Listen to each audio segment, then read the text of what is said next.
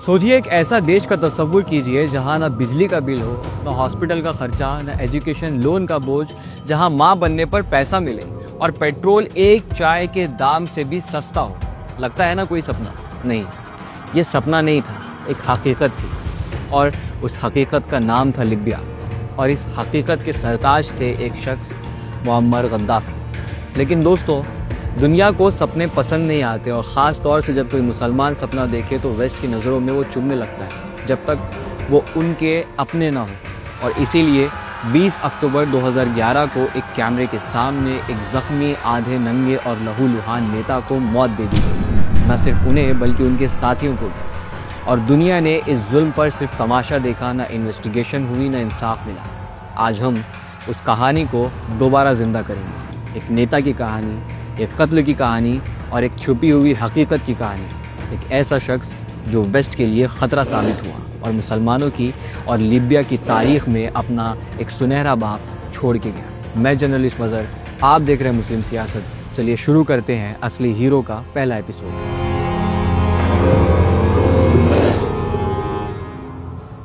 Gaddafi का Libya, जहां सरकार माँ बनी। गद्दाफ़ी ने जब 1969 में किंग इदरीस को एक ब्लडलेस कॉप से हटाकर लीबिया की कुर्सी संभाली तो दुनिया ने सोचा ये सिर्फ एक और मिलिट्री डिक्टेटर है। लेकिन गद्दाफ़ी ने कुछ अलग किया। उन्होंने इस्लामिक सोशलिज्म का कॉन्सेप्ट दिया और फिर आम लोगों की ज़िंदगी बदलने लगी।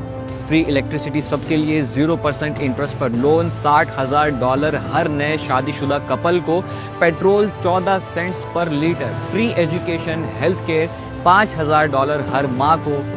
जॉब ना मिले तो सरकार सैलरी देगी, कार खरीदो तो आधा पैसा सरकार देगी। सिर्फ यही नहीं, ऑयल प्रॉफिट्स में लोगों के बैंक अकाउंट्स में जाते थे। और जब किसी को फॉरेन ट्रीटमेंट चाहिए होता तो सरकार $2,000 और ट्रैवल खर्चा भी देती थी। लिटरेसी रेट 25% से 86% तक गया। इंफ्रास्ट्रक्चर बूम हुआ, जीरो डेट, $150 बिलियन का फॉरेन रिजर्व्स। यही था गद्दाफ़ी का लीबिया, एक सपनों का देश जो दुनिया को खटकने लगा। वेस्ट को क्या तकलीफ थी?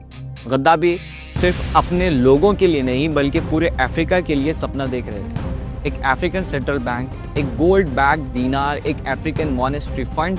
अगर ये होता तो डॉलर की मोनोपोली ख़त्म होती। फ्रांस, अमेरिका, यूके, इन सब को अपना इकोनॉमिक कंट्रोल छोड़ना पड़ता।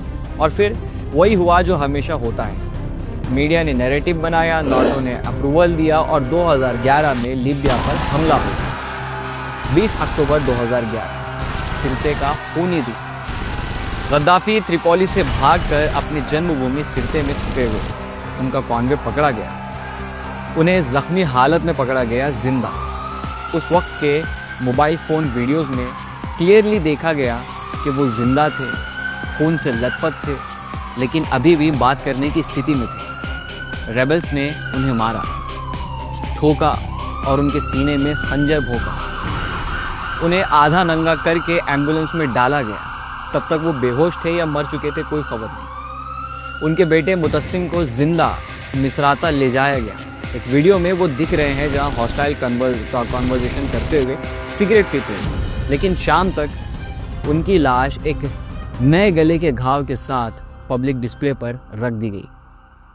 HRW यानी कि ह्यूमन राइट्स वॉच की अगर रिपोर्ट हम लोग देखें तो death of a dictator, bloody vengeance in Sirte, human rights watch ने 50 पेज की एक डिटेल्ड रिपोर्ट पब्लिश की है जिसमें बताया गया कि 66 कॉन्वे के मेंबर्स को डिसआर्म करने के बाद मिसराता मिलिशिया ने उन्हें म्यूचुअल टॉर्चर दिया और फिर महारी होटल में गोली मारी। उन्होंने hospital mortuary photos, mobile videos और विटनेसेस का बयान यूज करके प्रूव किया ये मास एग्जीक्यूशन थी, ये वॉर क्राइम था। HRW के डायरेक्टर पीटर बॉकार्ट ने कहा, हर केस में ये लोग पहले जिंदा दिखाए गए, फिर कुछ ही घंटों बाद उनकी लाश मिलती। अब तक कोई ऑफिशियल इंक्वायरी नहीं हुई। HRW ने बोला, ये लीबिया के नए लीडरशिप के लिए पहला इम्तिहान होना चाहिए था, लेकिन जस्टिस अब तक गायब है। अब ये कत्ल था या एक इनकलाब था? गद्दाफ़ी एक फ्लॉड लीडर थे, लेकिन उनकी सोच में एक बात साफ थी, पावर लोगों के हाथ में होनी चाहिए, आईएमएफ के नहीं।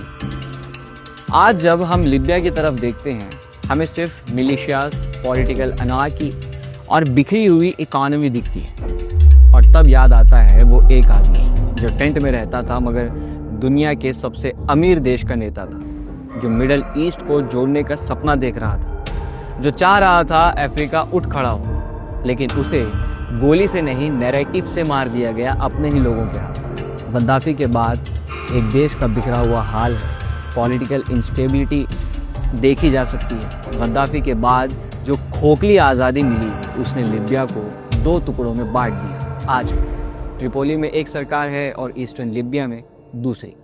दोनों एक दूसरे को नहीं मानते और इस सियासी लड़ाई ने इलेक्शंस तक को नामुमकिन बना दिया है। एक यूनिफाइड गवर्नमेंट का सपना 10 साल बाद भी अधूरा है।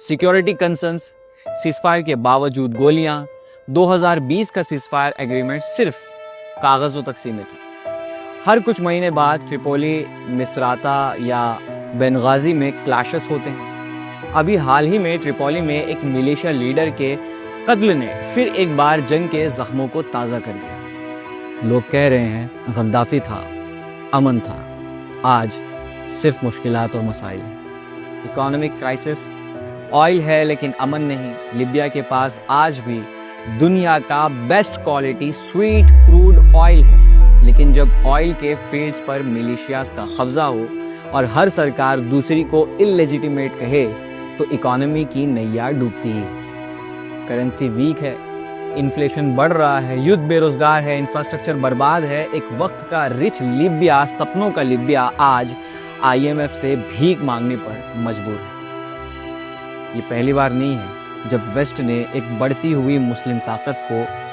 अपने लिए खतरा समझा, चाहे वो इराक का सद्दाम हुसैन हो या ईरान का मुसद्दिक या गद्दाफी। हर उस लीडर को सिस्टम से हटा दिया गया जो खुद मुख्तारी, ऑयल कंट्रोल और मुस्लिम यूनिटी की बात करता था। इन मुल्कों का असली जुर्म ये था कि उन्होंने डॉलर के बदले दिनार, आईएमएफ के बदले अपना बैंक और स्लेवरी के बदले सॉवरेनिटी चाहा। वेस्ट हमेशा से डिवाइड एंड डीस्टेबलाइज की पॉलिसी पे चलता आया है और मुस्लिम दुनिया इसका सबसे बड़ा शिकार बनी। दोस्तों, गद्दाफी को मार दिया गया, लेकिन उनका नाम, उनका सपना आज भी कहीं ना कहीं जिंदा है, हर उस इंसान में जो सिस्टम के खिलाफ खड़ा है। तो अगली बार जब कोई आपसे कहे वो डिक्टेटर था तो उससे पूछे डिक्टेटर था या तुम्हारे मालिक का डर। ऐसे और भी असली हीरोज, वो मुस्लिम हीरोज जो वेस्ट के शिकार हुए, जो तारीख के पन्नों में मीडिया के नैरेटिव्स के चलते एक गलत तस्वीर जिनको दे दी गई, उनकी असल तस्वीर हम इस सीरीज़ के ज़रिए आपके सामने ऐसे लाते रहेंगे।